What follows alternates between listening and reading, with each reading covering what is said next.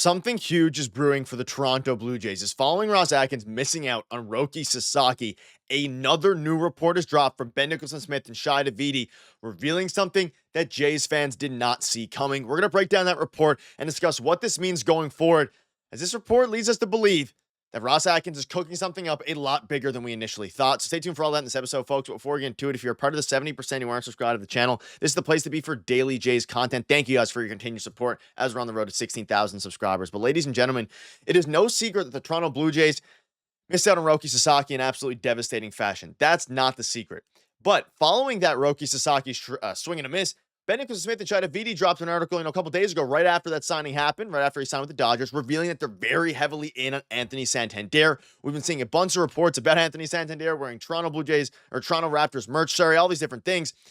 And then a brand new report dropped from Ben Nicholson-Smith and Shi Davidi, and it gives some very interesting details. Now, I'm not expecting all you guys to believe that the Jays are going to get someone big, but the actual foundation of what this article says and the facts are very interesting. So more potentially damaging is the possibility that the hits of the $5 million for this year and $6 million next year for Schra impact their ability to sign players. So that was the worry. Again, what was potentially damaging is that we were worried that if they trade for Miles Straw, they're not going to go above and beyond. Sources familiar with the Blue Jays thinking say they don't foresee that as an issue and still expect them to add meaningfully to the roster. On the hitting side, the Jays have been engaged with Anthony Santander and Pete Alonso, and they're talking high-end pitchers as well. Of course, nothing's done until it's done, but the Jays were described as active in free agent talks on Friday night and Saturday. And this is, of course, from the article saying the controversial acquisition of Miles Straw as a way to get extra cap space was unusual as the move remains a talking point. Shi Davidi and Ben Nicholson-Smith break it all down.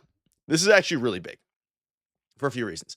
Now, whether or not you want to believe that the Jays are going to actually get these guys is totally up to you. They've shown no indication that they, are going to get any of these guys besides the fact that they're going all in on a bunch of them. I'm going to leave that up to you.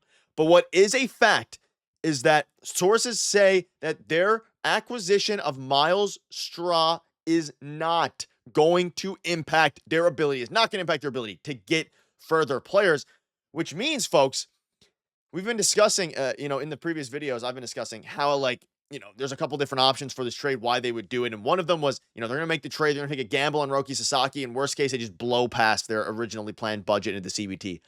I mean, they are blowing past the CBT, folks. Sources familiar with the Blue Jays thinking say they don't foresee that as an issue and still expect them to add meaningfully to the roster. None of that changes the fact that the Blue Jays are worse off now than they were before they acquired Straw and lost that on Sasaki, and none of that will be enough to calm the frustration fans rightfully feel. But for whatever it's worth, there's internal belief that the Jays can recover from this setback by spending internationally and domestically. It's on them to make it happen. So something big is clearly coming for the Toronto Blue Jays. Now, whether that is the players that we all hope is the big question. But what's not a question is that from Ben Nicholson-Smith and Shi Davidi, they are going to go and spend big money. Now, what this screams to me, it screams Anthony Santander, Pete Alonso, and more. Now, I'm not saying they're going to get both those guys. I'm not delusional in thinking that that's a likely outcome. It is a possibility for sure. But to hear that they're going for, the pitching market, the hitting market, the high-end pitcher market, which is Jack Flaherty. I mean, at this point, if they're leaking this to Ben Nicholson-Smith, they've been quiet all offseason. Clearly, they're making significant progress towards a deal with Anthony Santander. I still expect him to be a J. Pete Alonso, wouldn't be surprised if he's a J either. And we'll have a video on that coming. But the big thing here is that they are willing to spend their money. And for what Ben Nicholson-Smith and Arden Zwelling and all these guys in the podcasts have been saying throughout, Arden Zwelling and Ben Nicholson-Smith have a podcast. And what they were saying on that was they expect, and even just through the reporting, they expect, the Jays limit to be however many million.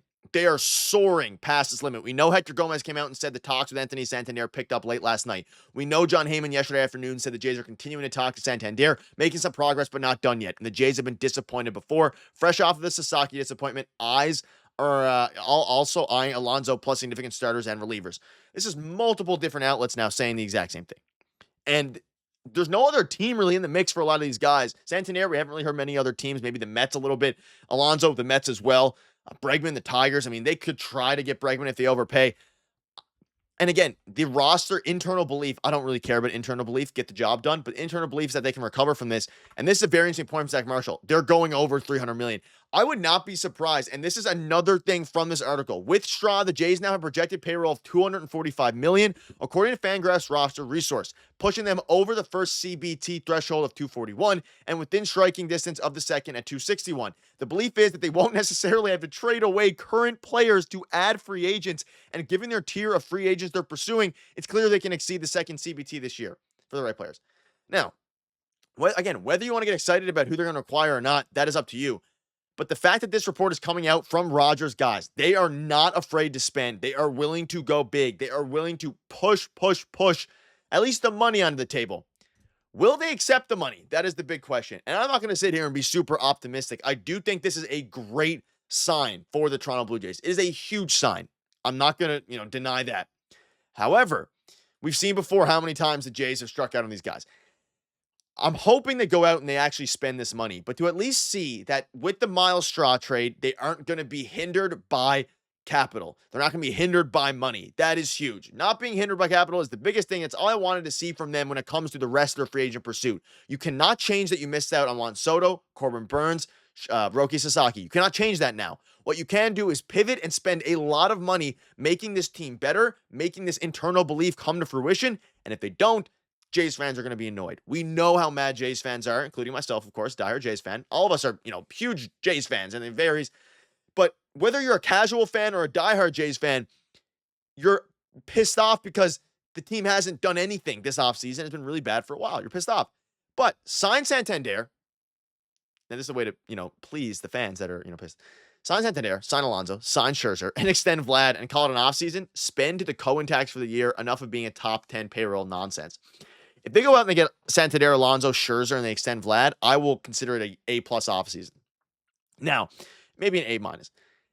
Is this realistic? Absolutely not, to get all those guys. Is it possible? Absolutely. Do I think it's going to happen? Probably not. What I do think is going to happen is that this team is going to make some moves. And again, you guys can call me delusional by thinking and buying in again.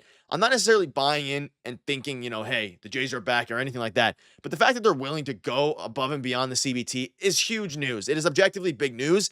And that is important because hearing that from Ben Nicholson-Smith and Schneider is about as important of a report as we could get now. Yes, I'm absolutely crushed about Roki Sasaki. I'm disappointed.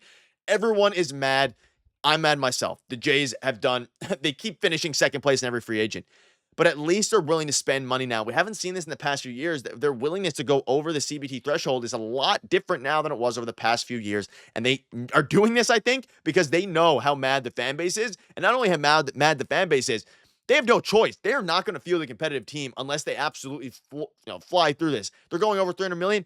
They're probably going to go over 300 million and just try to clean house. Try is the key word here, to clean house for whatever free agents are left. And there are some good ones left. Santander, Pete Alonso, Alex Bregman, Max Scherzer, Jack Flaherty. All these guys are obtainable. Even Tanner Scott, who I don't think they get, though, would fit great if they just want to start spending money like crazy. But ladies and gentlemen, it's going to be an interesting next week or two. Stay tuned.